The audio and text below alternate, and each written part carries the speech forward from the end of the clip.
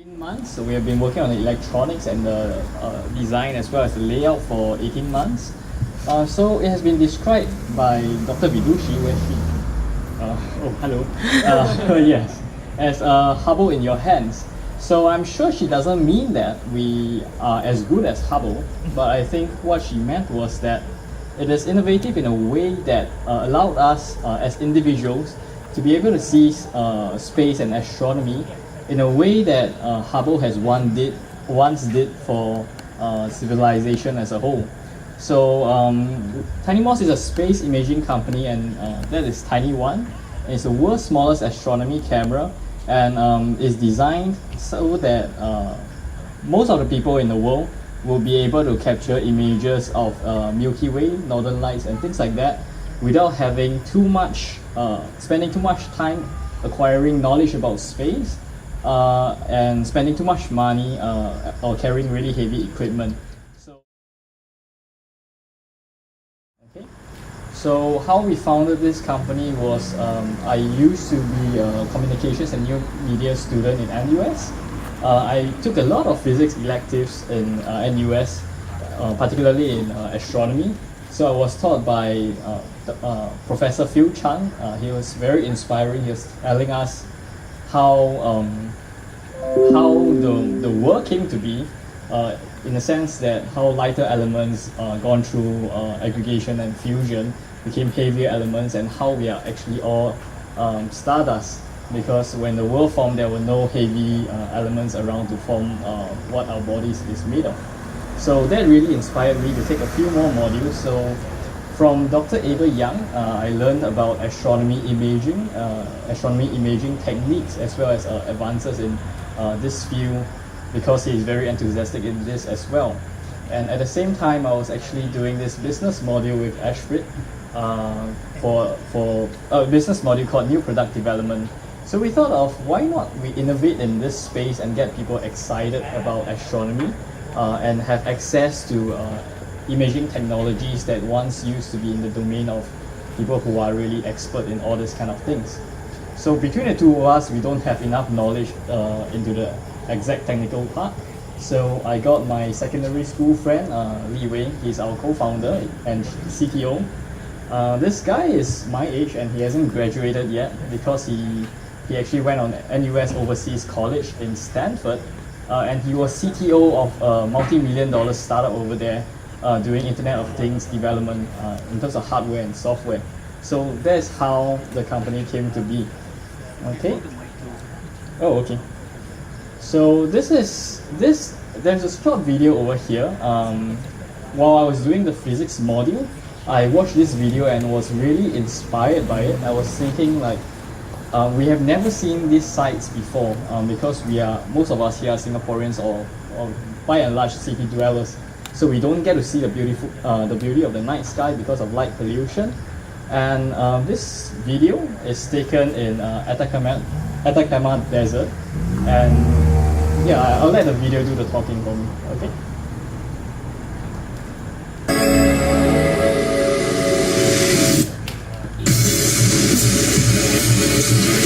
So that is the Milky Way over there. It's a galaxy that we are in.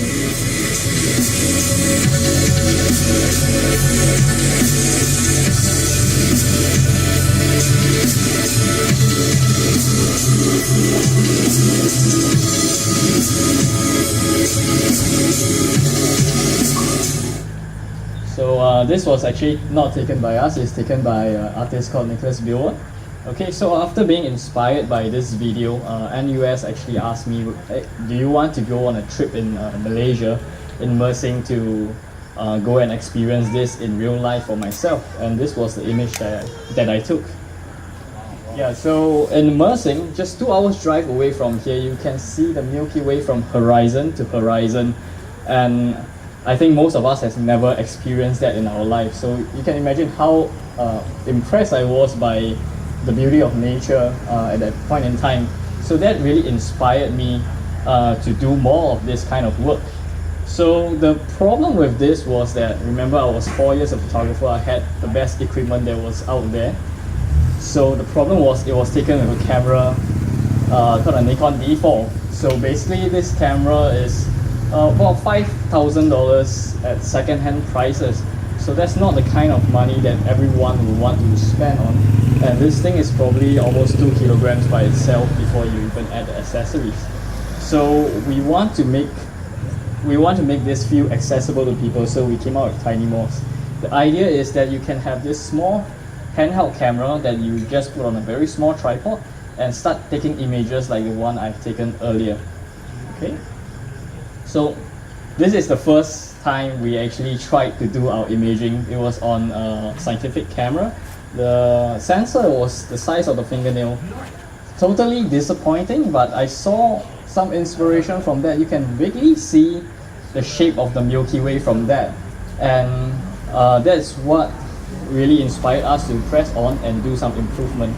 Because when we are actually changing technology, we are always appearing, we take one step back, but from there we gain our learning and we actually take 2 steps forward. Okay, so 18 months into development, we finally have the engineering case. My engineers tell me that we are going to have the hardware sometime next week, and all the software is going to be working in about 2 months' time. Okay, and this is where we are now. It looks better on here. So later, if you guys want to take a look, I can show you on my laptop, or we have it in print as well that you can take home.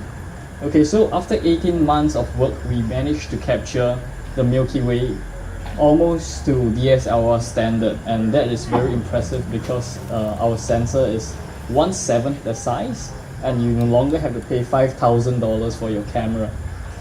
We are looking, I can't tell you the price yet, but you can be sure that it's going to be affordable to the mass market. Okay. So this is a video that we have taken in California. So we went there for TechCrunch Disrupt to showcase our technologies, meet up with fellow startups, and hopefully get some venture capital fund into it as well. So this is the video we have taken. This is with our actual prototype.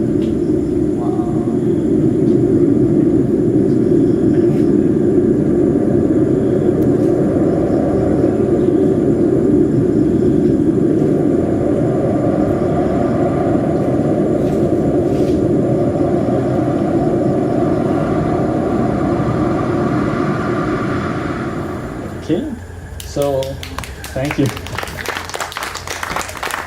Okay. So this is still in a very early engineering stage. You notice that the colors are not so great, but we are not too sure why, because in the still photograph we actually get very good colors. We are suspecting that it's because when we were visiting California, there was a haze going on there as well. So yeah, we are all astronomers, are all farmers. We look at the sky to see what we get as well. Okay, so this is another video. This one is a video of the moon. A lot of people think that astronomy you have to travel really far. As I've shown earlier, you just need 2 hours drive to Mersing. But if that is still too far for you, this was actually captured right outside F1 pit building. We did it there just because it's open space over there. Okay. In Singapore. Singapore, F1 pit building right within CBD itself. My goodness. Take a look at the craters within the craters. Inception and crater section. So that one was taken with our prototype, which will eventually be this size. Where did it go? Oh, there. So it was taken with a lens about the size of this candle votive over here. So there is still a lot smaller, a lot more compact, and a lot more affordable than the professional equipment that we used to have to get. So yeah, that's the end of my presentation, and this is the team. We are usually not very well dressed people. It's the same year, okay? Thank you. Oh, thank you so much, Gray. You sound very modest. But the photos, when I look at it, it's marvelous. Just out of curiosity, right? If you take a photo of like my face, right? Would you see like the pimples and everything, like craters in the craters? Right? Have you tried it? I don't know. We have not tried imaging faces yet, but I think you are too young to have concerns like that. Okay, any questions? on photography, get result?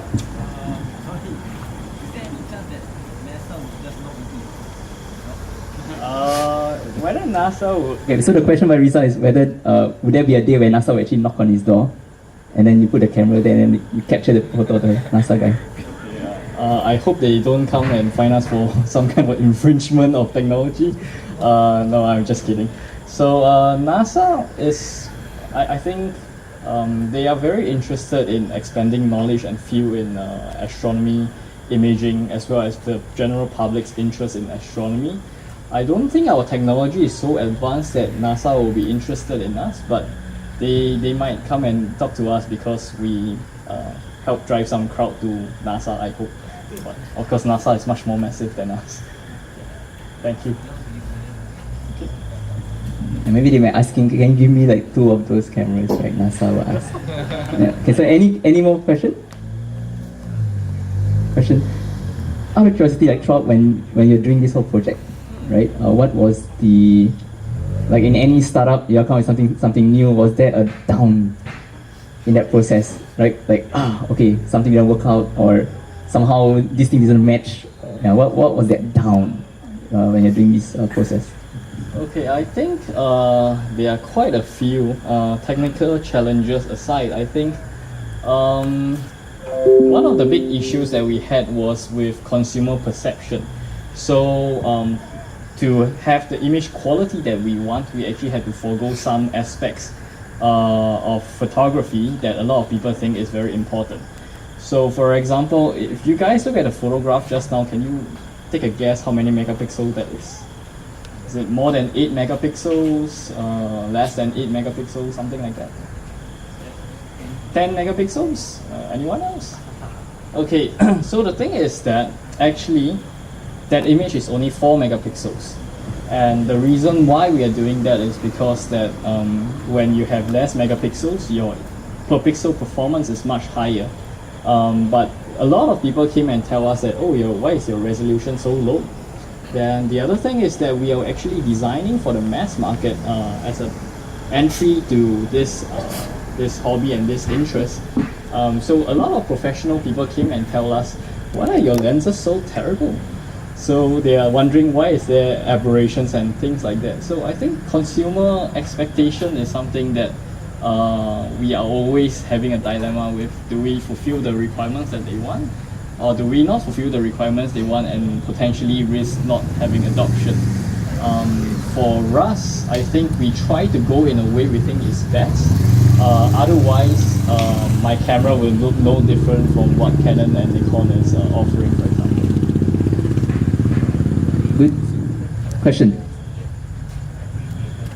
When you're saying about the camera, when people take a snap of photo, I'm trying to experience sort of the user experience, right? So I take a camera, I put in an SD card, is the SD card enabled? And then I take a photo, and can I like post it on Instagram, like, no filter, blah, blah, blah, hashtag no filter, or not yet? Or is that in your development? You are the guy we are designing our camera for. So, okay, when we first started, we were raising funds for this camera development. So a lot of investors always ask us, how are we going to sell this camera? How are we going to make this appealing to the mass market? So we looked at a lot of market trends, and we realized that most people these days don't print their photographs. Most of them capture and immediately upload to social media, and that's the way our generation record things. So right from the get-go, we are very mobile savvy. The camera itself will connect to your phone via Wi-Fi for control, so that the pro users don't have to touch them when it's mounted on a telescope. The other part is that the Wi-Fi also enables us to download the images to your phone and use whichever software you are very familiar with to do the editing and uploading to social media. So you are designing for me? Yes. Can I get it for free? Just joking. Okay, so they are on Indiegogo, am I right? Launching on Indiegogo?